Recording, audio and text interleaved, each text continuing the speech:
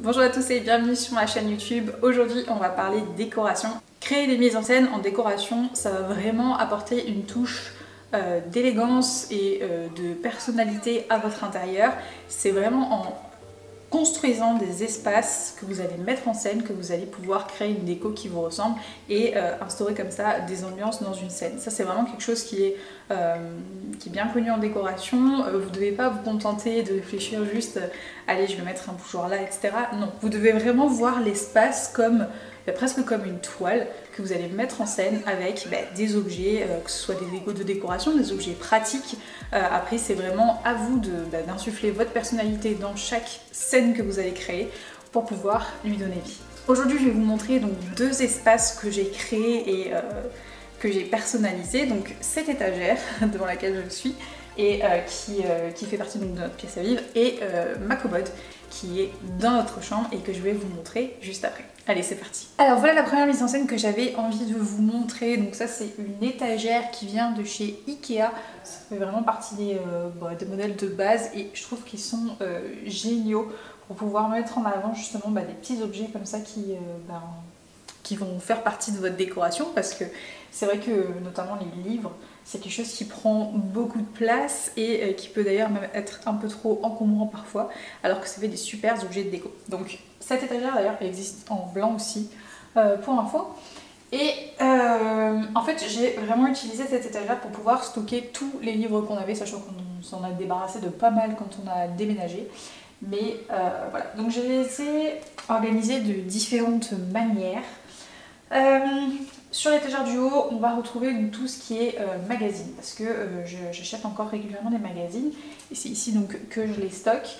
Et la première chose que vous pouvez constater dans la manière dont j'ai organisé donc, tous ces livres, c'est qu'ils ne sont pas sur les mêmes niveaux évidemment. Je les ai vraiment répartis sur les différentes étagères, mais ils sont aussi organisés pas forcément donc, dans le même ordre. Il y en a qui sont à la verticale, il y en a qui sont à l'horizontale. Il y en a qui sont à la verticale et à l'horizontale et j'ai fait un mélange des deux. Voilà, c'est vraiment...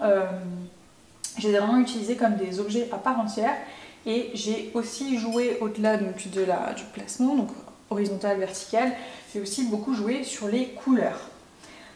Ici, vous avez tous les livres qui sont colorés, organisés en fonction des nuances. Ça, c'est quelque chose que j'aime beaucoup faire.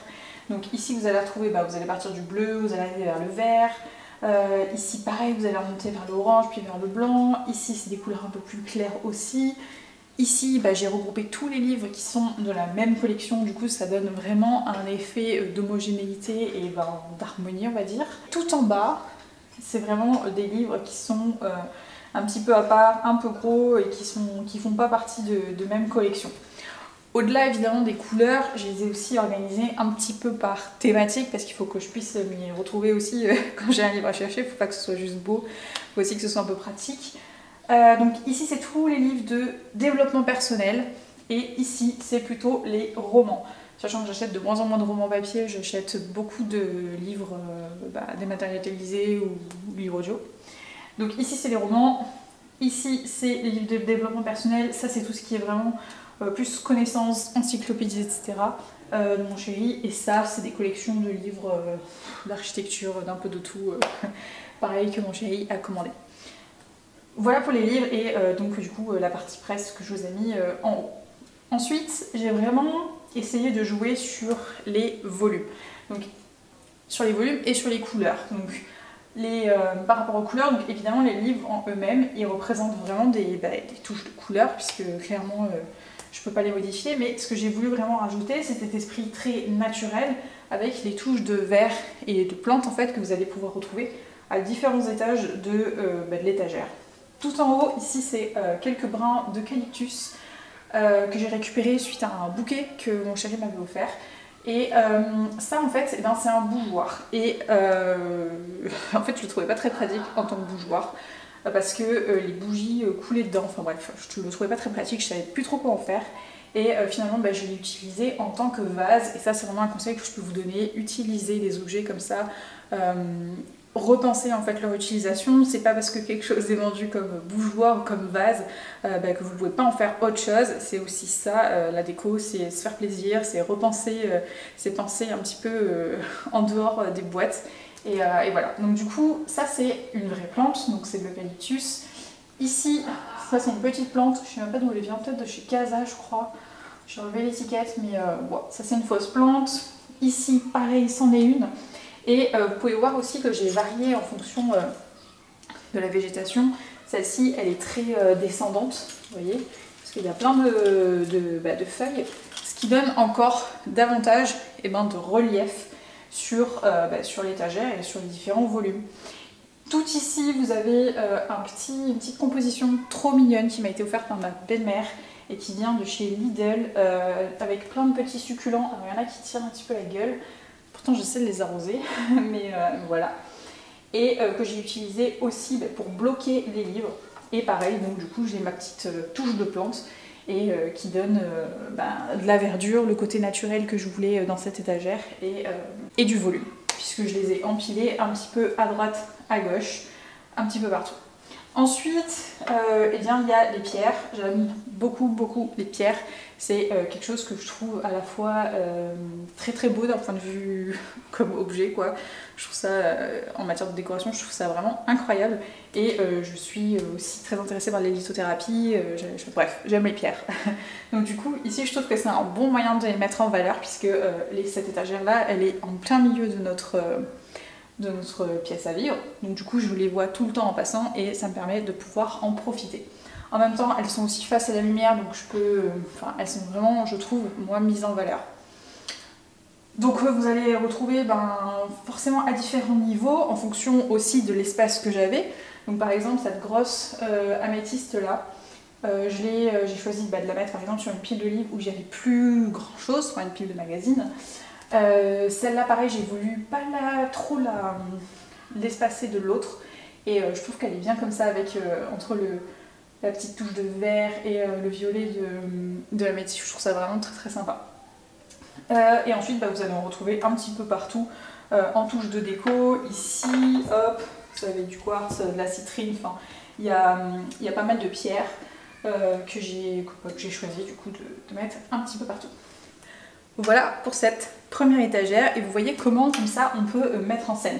Donc si je peux vous donner un conseil, c'est essayer de réfléchir déjà en fonction des objets que vous avez, l'espace que ça prend, placer les éléments, prenez du recul, regardez ce que ça donne, faites des changements, modifiez les objets de place, enfin voilà, c'est ça la déco, c'est aussi faire des tests, voir si ça fonctionne ou pas et n'ayez pas peur de tout changer, de tout refaire parce que c'est ça aussi et moi personnellement je me lasse très vite donc j'aime facilement changer les objets de place et c'est ça aussi qui fait vivre la décoration dans une maison. Vous n'êtes pas obligé forcément de racheter des choses, utilisez des objets que vous avez déjà, simplement trouvez-leur une autre utilité, une autre manière de les mettre en valeur et vous allez voir comme ça que vous allez les re-aimer et que vous achèterez beaucoup moins de choses. Voilà pour cette étagère qui est donc dans la pièce principale et maintenant je vous emmène dans notre chambre où il y a notre commode. Alors je vous retrouve quelques jours plus tard parce qu'il n'y avait pas assez de lumière quand j'ai voulu terminer. Donc voici la commode en question dont je vous parlais. Donc en fait là on est dans notre chambre et cette commode c'est une commode de chez Ikea que j'ai repeint parce qu'en fait elle était grise à la base et elle me lassait un petit peu, j'avais vraiment envie de changer l'ambiance de la chambre et de faire quelque chose de très naturel dans des tons très clairs. Et en fait voilà, donc d'ailleurs si ça vous intéresse de savoir comment on repeint un meuble, et bien il y a une vidéo que j'ai faite à ce sujet donc n'hésitez pas à aller la voir. Alors, au-delà de ça, donc du coup ici j'ai vraiment essayé de créer une ambiance très zen, très naturelle on va dire. Donc on va commencer par ici. Donc ici, ça c'est un petit support à photo en fait que j'ai trouvé chez Casa ou Maison du Monde il me semble. Donc vous avez des petites pinces comme ça. Et moi du coup j'ai choisi de l'utiliser en mettant des photos Polaroid, des photos perso. D'ailleurs c'est le seul endroit je crois où il y a des photos de nous dans la maison. Voilà, je trouve que c'est une manière discrète de mettre en avant vos souvenirs, etc. Et je trouve ça plutôt sympa dans l'intimité d'une chambre. Ici c'est un petit cadre que j'ai acheté chez Zara Home aussi, donc dans les tons rose gold, enfin rose gold, ouais doré quoi. C'est un cadre que j'avais donc déjà. Et l'affiche, donc I love you to the moon and back, c'est une affiche que j'ai faite moi-même. Voilà, parce que j'avais bien le message et voilà, j'ai envie de faire une petite affiche perso, donc elle est là. Et forcément, je trouve que les tons se marient très bien avec, avec les mêmes couleurs, puisque vous avez remarqué, c'est vraiment des couleurs très roses, blanches, beige, on est vraiment dans les tons très très doux en fait. Ça c'est un sablier qui vient de chez Maison du Monde et que j'aime beaucoup. J'ai une... Je vais enlever ça, ça va faire du bruit. J'ai une véritable... Enfin, c'est pas que j'ai une passion, mais je trouve que c'est vraiment un très très bel objet le sablier, donc voilà. Ici c'est encore une pierre. C'est un gros bout de quartz rose brut que j'aime beaucoup et que du coup j'ai choisi de mettre là parce qu'il s'intègre très très bien dans les couleurs aussi. Ça c'est une petite boîte à bijoux qui vient de... ça doit être la marque Atmosphera je crois.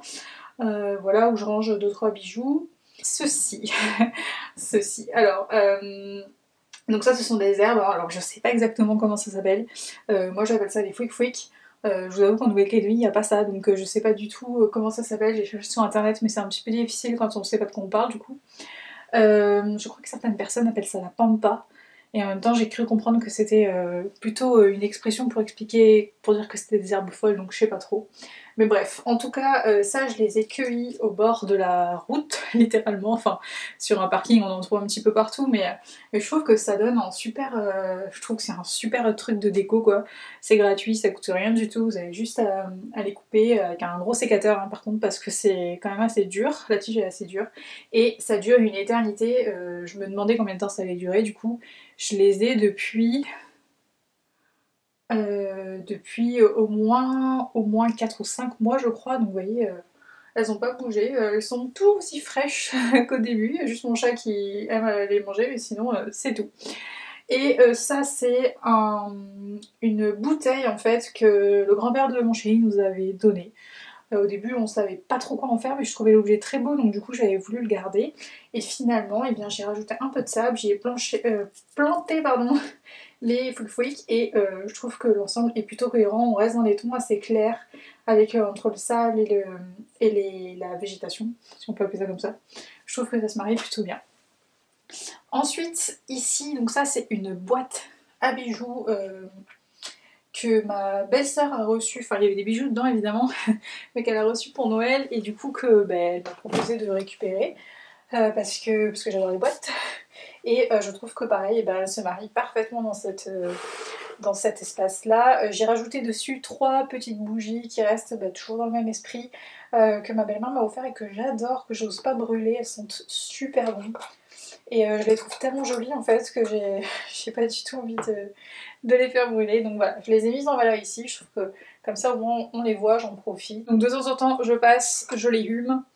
Et voilà, j'en profite comme ça. Et enfin, donc il y a ce miroir. Alors, il n'était pas censé être posé, hein, parce qu'en fait, j'ai déplacé ma commode. Au début, elle n'était pas là. Je voulais l'accrocher, donc par ici, par exemple. Voilà, après, il faudrait l'agencer un petit peu. Mais bon, ça n'a pas été fait parce que on était censé... Enfin, il y avait des chances qu'on déménage, donc je ne me voyais pas faire un trou dans le mur alors qu'on allait foutre le camp. Bon, en l'occurrence, on déménage pas, donc... donc il faut simplement que je m'occupe de le fixer. Et en fait, je voulais donc le positionner au-dessus pour créer vraiment, je sais pas si vous allez bien voir la caméra, mais pour créer vraiment cette espèce de, voilà, de suite naturelle au niveau des volumes en partant du haut et en descendant. Alors les points intéressants, enfin que je trouve qui sont intéressants et que vous pouvez retenir pour décider déco, c'est encore une fois essayer de détourner les objets et utilisez-les avec votre imagination et ne vous fiez pas entre guillemets à leur premier usage. Cette boîte par exemple, il n'y a rien dedans, hein, mais ça en fait un super socle de décoration. J'aurais pu aussi l'utiliser pour mettre sur mon bureau, pour y ranger des choses. Enfin voilà, c'est vraiment une manière de récupérer comme ça des objets gratuitement du coup, donc sans rien dépenser pour votre décoration. Pareil pour ça, franchement ça coûte rien et je trouve que c'est un super effet dans une salle de bain, ou d'ailleurs au début il était dans la salle de bain, mais mon chat a mangé trop donc je l'ai mis hors de sa portée, mais voilà, c'est encore un exemple d'objet gratuit que j'ai juste récupéré. Il faut se laisser aussi guider par ce que vous voyez, ce qui vous plaît et ce qui vous donne envie et y aller quoi. Voilà, Voilà pour cette dernière commode. J'espère que cette vidéo vous aura intéressé et que vous aurez trouvé des idées pour vous aussi, et ben, donner un petit coup de peps à votre déco. Quelques derniers petits conseils pour la route si vous voulez créer comme ça des mises en scène de décoration pour pour vous sentir mieux chez vous tout simplement. Donc n'hésitez pas à bouger les objets. Essayez différentes positions, essayez différentes manières de positionner les objets. N'hésitez pas aussi à jouer sur les volumes parce que c'est ça qui fait vraiment que la mise en scène en question prend de la place ou non dans un espace, donc évidemment ça dépend de la pièce que vous avez, mais voilà, pensez toujours au volume que vous allez pouvoir créer en intégrant des objets, parce que si vous avez une pièce petite, il ne faut pas non plus faire quelque chose de trop gigantesque, voilà, tout ça il faut y penser, donc n'hésitez pas, bougez les objets, faites des tests, même allez plus loin, faites des photos de vos mises en scène, faites-en une première, faites une photo, faites-en une deuxième, refaites une photo, comparez les photos, voyez ce qui fonctionne le mieux au niveau des couleurs, au niveau des textures, au niveau, encore une fois, du volume. Voilà, ce sont tous ces éléments qui vont vraiment faire la différence dans votre déco et qui vont faire que vous faites un truc qui est sympa et qui sort un petit peu du commun. On arrive à la fin de cette vidéo, j'espère qu'elle vous a plu. Si c'est le cas, eh bien pensez à vous abonner. Je vous dis à très bientôt sur la chaîne. Ciao!